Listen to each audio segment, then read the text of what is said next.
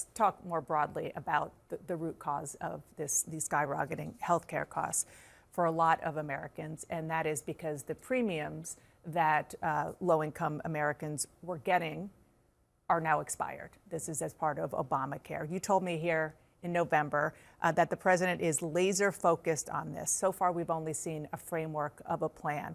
What specifically is the president doing right now through the fundamental problem with insurance costs to lower those costs? Dana, let me just, if I can, add one thing to something you said earlier.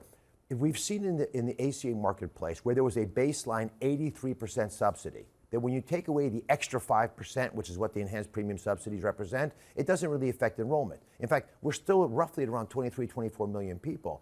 And that's despite the fact that all the fear mongers were saying we're going to lose 8, 10, 12 million people. No one seems to have left the exchange. But that doesn't speak to the cost. The costs are still high. So my question is, can you give me one specific example of a solution that the president has put forward that is lowering the cost of health insurance and healthcare costs beyond prescription drugs? There's something called a CSR, which is a way of making sure that insurance works more efficiently. The Affordable Care Act is a good example of this. These were in the original Working Families Tax Cut legislation, was taken out by the Democrats for reasons that are unclear to me because it seems like it's better for everybody. It will drop premiums 10 to 11% across the board.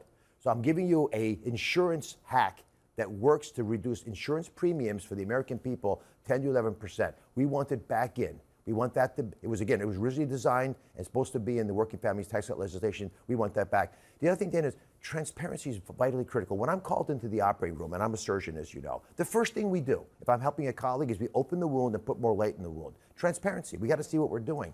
Most Americans don't really know what they're paying for. Their pharmaceutical prices are an example, but when you go to the hospital, you don't know what it's going to cost you. Right. You would never go to a grocery store and put things in your cart and not know what they were going to cost. And that's what we ask the American people to do. And of course, because of that, companies jack up the price because you're not aware, you're not an informed consumer. We have to drive transparency to the system so we use our biggest ally, the American people, to judge whether the prices are worth it or not. Speaking